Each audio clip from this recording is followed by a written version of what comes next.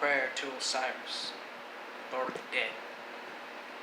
You send forth north wind and event tide and breath from your nostrils to the satisfaction of your heart.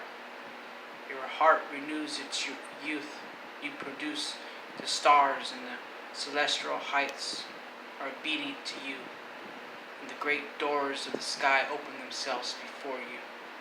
You are he to whom praises are ascribed in the southern heaven, and thanks are given for you in the northern heaven. The imperishable stars are under your supervision, and the stars which never set are your thrones. Offerings appear before you at the decree of Keb. The companies of the gods praise you, and the gods of Tuat, other worlds, smell the earth, and paying homage to you.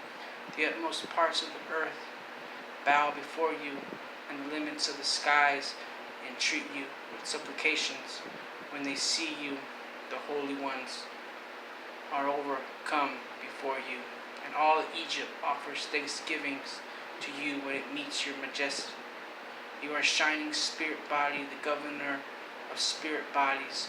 Permanent is your rank, established in your rule. You are the well-known power of the company of the gods. Gracious is your face, beloved by him that sees it. Your fear is set in all the lands by reason of your perfect love, and they cry out to your name, making it the first of names. And all people make offerings to you. You are the Lord who are commemorated in heaven and on earth. Many are the cries which are made to you at the festivals, and with one heart and voice Egypt raises cries to joy to you. Many of the cries which are made to you, you are the chief, the first among your brothers, the prince of the company of the gods, the establisher of right and truth throughout the world, the son who was set on the great throne of his father Keb. You are the beloved of your mother Nut, the mighty one of valor, who overthrew the Sabu friend. You bring the boundaries. You stood up and smote your enemies and set your fear in your adversaries. You bring boundaries of the mountains. Your heart is fixed.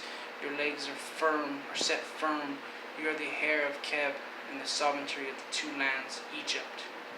He, Keb, has seen his splendors. He has decreed for him the guidance of the world. By your valor, by your hand, long times endured, you have made the earth with your hand, and the waters, and the winds, and the vegetation, and all the cattle, and all the feathered fowls, and all the fish, and all the desert is the lawful possession of the son of Nut. The two lands of Egypt are content to crown you on the throne of your father like Ra. You roll up into your horizon. You have set light over the darkness. You send forth air from your plumes, and you flood the two lands like dislike at daybreak. Your crown penetrates the heights of heaven, and you are the companion stars and the guide to every god. You are the beneficent in degree and speech, favored one of the great company of the gods, and the beloved of the little company of the gods. His sister Isis has protected him and repulsed. I lost my place for a second. And repulsed the friends and turned aside commodities of evil. She uttered the spell with the magical power of her mouth. Her tongue was perfect and never halted at a word. Beneficent in command and word was Isis, the woman of magical spells, the advocate of her brother. She sought him untimely. She wandered around and round in this earth in sorrow, and she alighted not without finding him. She made light with her feathers.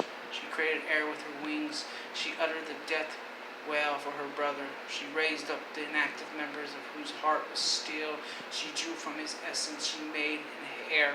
She reared in the child loneliness in the place where he was not known, and he grew in strength and stature, and his hand was mighty in the house of Keb. A place where he was not known, and he grew up in strength.